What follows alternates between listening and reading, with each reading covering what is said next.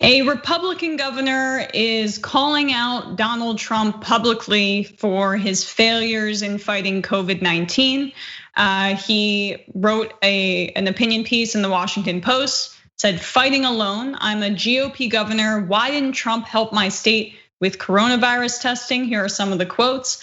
"Eventually, it was clear that waiting around for the president to run the nation's response was hopeless. If we delayed any longer, we'd be condemning more of our citizens to suffering and death. While other countries were racing ahead with well-coordinated testing regimes, the Trump administration bungled the effort. Disorganization would delay mass testing for almost 2 months and leave the nation largely in the dark as the epidemic spread. Instead of listening to his own public health experts, the president was talking and tweeting like a man more concerned about boosting the stock market or his reelection plans." So look, we can be really cynical, and part of me wants to be about another well-meaning Republican who would likely vote with Donald Trump on many things if he weren't a governor, but doesn't like certain tonal aspects about him, right? Like the Kasich's of the world or the Mitt Romneys, but this is different. I think this is someone who can see regular fact patterns on the ground and understand that Trump had no interest in saving lives if it got in the way of his narrative for his reelection effort, and he governed that way, and it cost thousands and thousands and thousands of lives. And because it's more invisible to people, because it's not the Vietnam War or Iraq, and you can't technically see the body count, it's not younger people dying, it's disproportionately older people, he thinks he can get away with it. But this is a national trauma we're undergoing, and I think Hogan understands that at least. Yeah, so there's one thing else here. First of all, you're right about the politics of it. Hogan might run in 2024, so he's seeing the handwriting on the walls, knows that Trump's not only gonna lose, but it'll probably get annihilated in 2020. So he wants to be able to say that he was against Trump before the election actually happens. Yeah, 4 months before the election when we see the polling and Biden's up by 5 in Texas. So I understand the politics of that. And look, I desperately wanted Ben Jealous to beat Larry Hogan in that last gubernatorial run in Maryland, and Ben Jealous is such a great progressive. And so, but at the same time, I agree with you. Nonetheless, despite all that, it's great that Hogan's calling him out, because it's one thing when Democrats do, but it's another thing when the Republican governors do. And honestly, our press is so right wing, especially on economic issues, that when a Republican does something, it matters 10 times more. They're like, oh, a Republican governor did it. Oh my God, that's so important, right? So well, then that amplifies the message and it gets to more people. And here's a Republican governor saying it's hopeless. The guy just does not care. And he was totally and utterly unprepared and refused to help. There was no federal coordination. In fact, the NIH apparently asked Hogan, hey, can we borrow some material for Johns Hopkins in Baltimore, Maryland?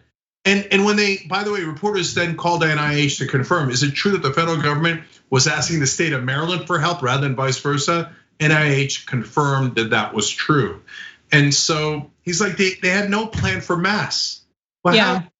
What are we gonna do?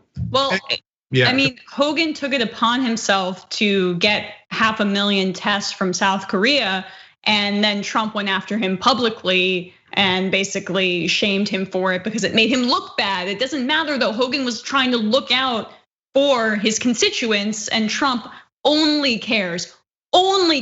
And that's not an exaggeration. It is the truth about how he looks. He doesn't care about people dying. And this is what Hogan continued in the Washington Post. Actually, Governor Trump said, I'm glad you called because I was going to ask you for help, as Cenk alluded to. At NIH headquarters, he explained his people had the capacity to perform only 72 tests a day. I don't even have enough tests for my immune compromised patients or for my staff, he said. He wondered if I might prevail upon Johns Hopkins, whose suburban hospital is across the street from NIH, to do some testing for him. I could only shake my head at that. The federal government, a much bigger and better funded institution with tens of thousands of scientists and physicians in the civil service, wanted my help. So that's part of what Cenk was talking about there. Yeah, Anthony Scaramucci famously said the fish rots from the head down. So all those tens of thousands of scientists and doctors in the federal government gone to waste because the guy at the top doesn't believe in science and doesn't care about anyone else. So he wouldn't order the tests, he wouldn't order the masks until it was way too late. And then the states started competing against one another to try to get it from other countries because they're like, there's no help coming. And I got doctors in hospitals who don't even have masks, let alone the patients. I gotta go, I'll buy it from South Korea, I'll buy it from wherever. And then you know what the federal government would do? They did this in the case of the ventilators, and I remember the story we covered, it happened in Colorado. Trump stepped in and prevented the Democratic governor from buying more ventilators, bought them himself, finally bought it for the federal government, and then had Cory Gardner, the Republican governor of Colorado, deliver about a quarter of the ventilators that Colorado wanted to buy initially. And they painted him as a hero. Look at Republican Cory Gardner bringing you ventilators. So they're just sick, man. All they care about is politics, optics, marketing, and winning their elections.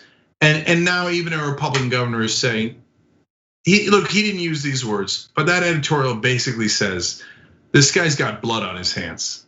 Thanks for watching The Young Turks, really appreciate it. Another way to show support is through YouTube memberships. You'll get to interact with us more. There's live chat emojis, badges. You've got emojis of me, Anna, John, JR. So those are super fun. But you also get playback of our exclusive member-only shows and specials right after they air. So all of that, all you gotta do is click that join button right underneath the video. Thank you.